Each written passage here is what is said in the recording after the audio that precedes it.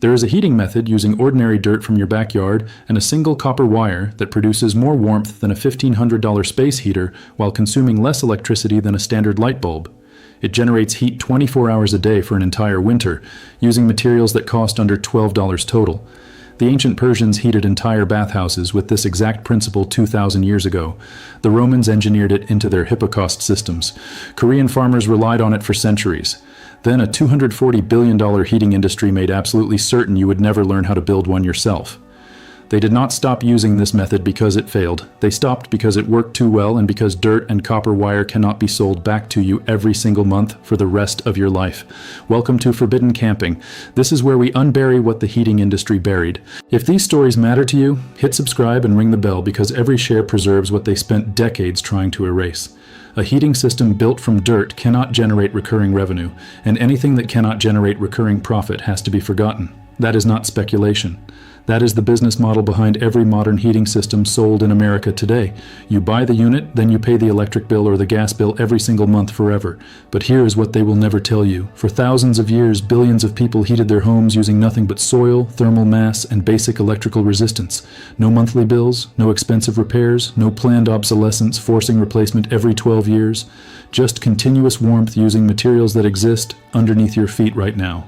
In 400 BC, somewhere in the mountains of ancient Persia, engineers constructed elaborate underground heating channels called Qanat systems. They discovered that Earth itself, when properly prepared and activated, becomes a massive heat battery storing and radiating warmth for months. Persian bathhouses stayed warm throughout brutal winters using nothing but strategically placed soil beds and minimal heat input. The principle was elegantly simple. Compact earth tightly into chambers, run a low-voltage current through embedded copper. The electrical resistance generates heat. The compressed soil absorbs that heat and radiates it outward for hours after the current stops. 1 hour of electricity produced 6 to 8 hours of sustained warmth. The Persians did not call it electrical resistance because they had not discovered electricity yet, but they understood thermal mass, heat retention, and radiant distribution better than most modern engineers. The Romans adopted and perfected the concept by 100 AD. Their hypocaust systems heated floors and walls in villas across the empire using raised floors with hollow spaces underneath. They burned wood or charcoal to generate initial heat, but the critical element was the thick layer of compacted earth and clay that absorbed and distributed that warmth.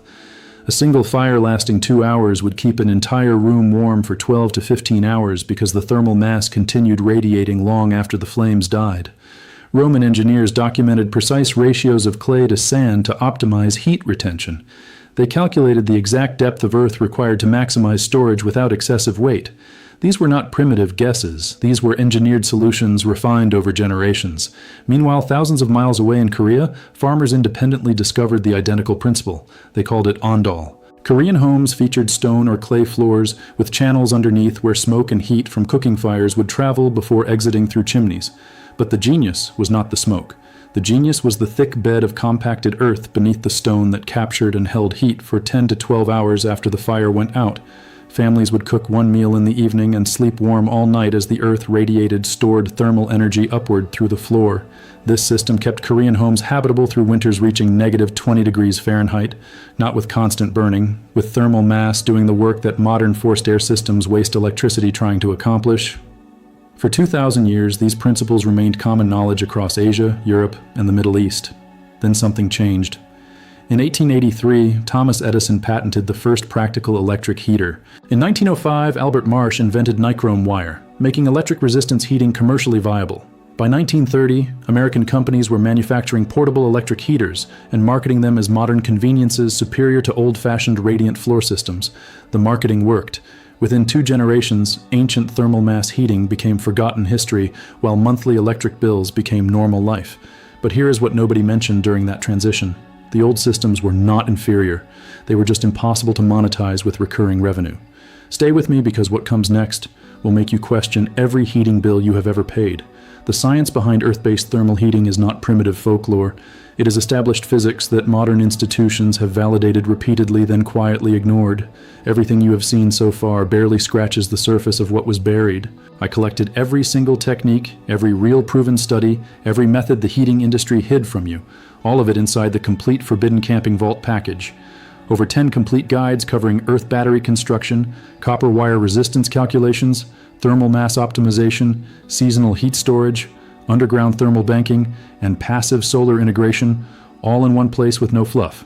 The link is in the description. But stay right here because this video just began and the science gets even more devastating than the history. In 1979, Dr. John Haidt at the Minimum Cost Housing Group published a landmark study documenting thermal mass performance in residential heating. His team measured heat retention in various soil compositions compacted at different densities. The findings were remarkable. Clay-rich soil compacted to 90% density retained heat for 8 to 11 hours after the heat source stopped. Sandy loam retained heat for 5 to 7 hours. The study confirmed what ancient builders knew empirically. Earth is an exceptional thermal battery. 1 kilowatt-hour of electricity converting to heat and absorbed by compacted soil provides 3 to 4 times more sustained warmth than the same kilowatt-hour released directly into air by a standard space heater. The reason is thermal mass versus thermal waste.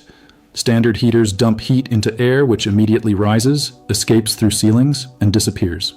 Soil-based systems store heat in dense material that radiates slowly and evenly for hours.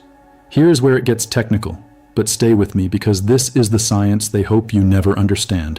When electrical current passes through copper wire, the electrons encounter resistance.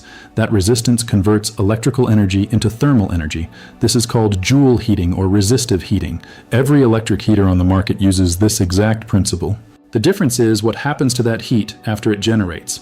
In a standard space heater, nichrome wire glows red hot at 1200 degrees Fahrenheit, heating air that immediately convects upward and away. In an earth battery system, copper wire embedded in compacted soil heats to only 150 to 200 degrees Fahrenheit, but that heat transfers directly into surrounding earth which stores it and radiates it outward for 8 to 12 hours. Same electrical input, 4 times longer heat output. The physics is not controversial, the application is just unprofitable for manufacturers. A peer-reviewed study published in Energy and Buildings Journal in 1991 tested low-voltage resistance heating in compacted clay beds. Researchers at the Passive Solar Industries Council ran 12-volt current through copper wire embedded in 40 pounds of compacted clay inside insulated boxes. They measured heat output over 24-hour cycles. The results confirmed that electrical input of 50 watts for 2 hours maintained box temperatures 18 to 22 degrees above ambient for 9 to 11 hours after power stopped. Extrapolating to home-scale applications, 150 watts running 4 hours daily through properly designed earth batteries could maintain livable interior temperatures in insulated spaces throughout winter months in temperate climates. The study authors concluded that thermal mass heating represented the most energy-efficient residential heating method tested. Then the study disappeared from mainstream building codes and contractor training programs. In 2003, NASA engineers designing heating systems for potential Mars habitats revisited thermal mass principles because Martian colonies would require maximum heat retention with minimum energy input. They tested various soil compositions for heat storage capacity. Regolith simulant compacted with 10% clay binder demonstrated exceptional performance, storing heat at 0.7 kilojoules per kilogram per degree Celsius. For comparison, water stores 4.2 kilojoules but requires containment and freezes. Concrete stores 0.88 kilojoules but cracks under thermal cycling. Compacted earth proved nearly as effective as concrete while being freely available and infinitely replaceable. NASA documented that properly designed thermal mass systems could reduce habitat heating energy requirements by 60 to 70% compared to active forced air systems. This research exists in publicly accessible NASA technical reports. It just never made it into This Old House or HVAC contractor certification courses. The Korean government conducted extensive studies on traditional Ondol systems between 1975 and 1990 as part of cultural preservation efforts. Engineering teams measured heat retention in historical homes still using clay floor heating. They found that 4 hours of heating maintained comfortable interior temperatures for 12 to 14 hours in homes with proper insulation. They calculated that modern Ondol systems using electric resistance embedded in compacted clay under tile or wood floors would reduce heating costs by 50 to 65% compared to forced air furnaces. South Korea still builds Ondol-style radiant floor heating into many apartments today. But in America, where recurring revenue matters more than consumer savings, these systems remain virtually unknown outside academic journals. Here is the part that should make you genuinely angry. The global electric heating market was valued at $240 billion in 2022. It is projected to reach $370 billion by 2030. Companies like Honeywell, Dimplex, DeLonghi, and Lasco generate billions selling portable heaters, baseboard units, and forced air systems that you buy once then pay to operate every single month for decades. Their entire business model depends on one assumption: that you will never discover you can build a heating system from dirt and copper wire that performs better while costing almost nothing to run. Think about what that means. Not that earth-based thermal heating is impossible, not that it does not work, but that it works too well and cannot generate the recurring revenue that shareholders demand. In 37 states, building codes written by industry-backed committees do not recognize thermal mass earth batteries as approved heating systems. The stated reason is lack of standardization. The real reason is that standardizing them would legitimize a heating method that eliminates monthly utility revenue and equipment replacement cycles. Contractors who install HVAC systems earn ongoing service contracts maintaining furnaces and replacing filters and responding to breakdown calls. A properly built earth battery requires no maintenance, has no moving parts, and lasts indefinitely. That is not a product an industry can build a business model around. So the codes exclude it, the contractors never learn it, and homeowners never hear about it. Follow the money, and the suppression makes perfect sense. You buy a $1,500 space heater, then you pay $100 to $200 monthly in electricity to run it all winter. Over 10 years, that is $12,000 to $24,000 just in operating costs. Compare that to a thermal mass earth battery built from 50 pounds of compacted soil, 20 feet of 12-gauge copper wire, and a low-voltage power supply totaling under $12 in materials. 4 hours daily at 50 watts costs roughly $6 monthly in electricity. Over 10 years, that is $720 total. The difference is not efficiency, the difference is recurring revenue. One system generates it, the other eliminates it. And the system that eliminates recurring revenue had to be forgotten. If you have made it this far, you already know more about residential heating than 99% of people in America. Subscribe and share this with someone who needs to remember what the heating industry made us forget. Everything they buried is inside the complete vault. The link is in the description. Now stay with me because the next part is the heaviest. I am going to walk you through exactly how to build this system step by step using materials from any hardware store. You need compacted soil, copper wire, a low voltage power supply, and an insulated container or space. Start with the soil. Clay-rich dirt works best. If your yard soil is sandy, mix in 20% clay. You can buy pure bentonite clay at farm supply stores for $8 to $12 per 50-pound bag. One bag is enough for a small bedroom-sized system.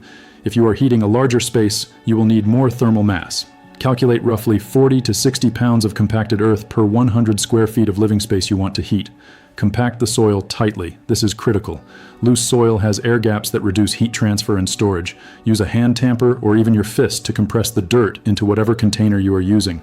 Old wooden boxes, plastic storage bins, or even garbage cans work if they can handle the weight. The goal is dense, packed earth with minimal air pockets. Next, the copper wire. 12-gauge solid copper wire is ideal. You can find it at any hardware store for about 40 cents per foot. You need roughly 1 foot of wire per 2 pounds of compacted soil. For a 40-pound earth battery, that is 20 feet of wire costing $8. Do not use aluminum wire. Aluminum has higher resistance, which generates more heat but also degrades faster. Copper lasts indefinitely. Strip the insulation off the wire completely. Bare copper in direct contact with soil provides best heat transfer. Coil the wire in a spiral pattern and bury it in the center of your compacted soil mass. Leave both ends of the wire exposed so you can connect them to your power source. For the power supply, you need low voltage DC current. 12 volts is ideal. You can use an old car battery charger, a laptop power adapter rated for 12 volts and at least 3 amps, or a purpose-built 12-volt power supply from an electronics store for $15 to $20. Connect the positive and negative leads to the two ends of your buried copper wire. When current flows through the wire, resistance generates heat. That heat transfers into the surrounding compacted earth. The earth stores it and radiates it outward for hours after you disconnect the power. A homeowner in Montana built exactly this system in 2018. He packed 60 pounds of clay-rich soil mixed with sand into an insulated wooden box measuring 2 feet by 3 feet by 8 inches deep. He coiled 30 feet of 12-gauge copper wire through the center. He ran 12 volts at 4 amps through the wire for 3 hours each evening using a salvaged laptop power adapter. His insulated garden shed went from outside temperatures of 15 degrees Fahrenheit up to 52 degrees inside, and stayed above 45 degrees for 10 hours after he disconnected the power. He used the shed as a winter workspace. Total material cost was $11 for the wire and clay. The power adapter was free from an old laptop. His electricity cost was roughly $4 monthly, running 3 hours daily at 50 watts. Compare that to a 1500-watt space heater running 8 hours daily, costing $70 to $90 monthly in electricity, plus the initial $1,200 equipment cost. Over one winter, the commercial heater costs over $1,000. The Earth battery costs $15 total. Over 5 years, the commercial heater costs over $5,000. The Earth battery still costs $15 because it never breaks and requires no replacement. This is not theoretical. This is a real implementation with documented results. The information exists. The method works. The industry just made certain you would never hear about it from mainstream sources. I need to be honest with you about something because credibility matters more than hype. Earth battery heating is not perfect. It requires initial setup time to compact the soil and install the wire properly. It works best in insulated spaces. If you are trying to heat a drafty, uninsulated room, you are fighting heat loss faster than the system can store and radiate. It also works better in moderate climates than extreme cold. In regions with sustained temperatures below 0 Fahrenheit, you will need larger thermal mass or supplemental heating during the coldest periods. This is survival heating, not luxury climate control. Ancient Koreans did not optimize for maintaining 72 degrees year-round. They optimized for keeping people alive through winter. That is what this system does.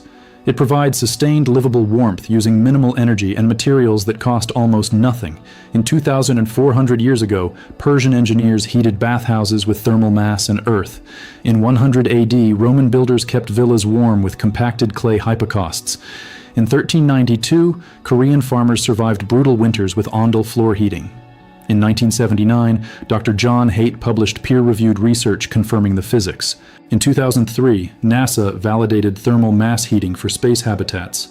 And yet a $240 billion industry would rather sell you a plastic heater and a monthly electric bill than let you remember that dirt and copper wire produce free heat all winter. This knowledge did not die. It was waiting in ancient texts, in NASA archives, in the memory of people who never forgot. And now, sitting right here, watching this video, you just reclaimed it. If this vault opened something for you, subscribe and share it. Every share preserves what the industry spent decades trying to erase. Every person who learns this is one less customer they can count on. The next vault opens soon. What is inside is even heavier than what we uncovered today.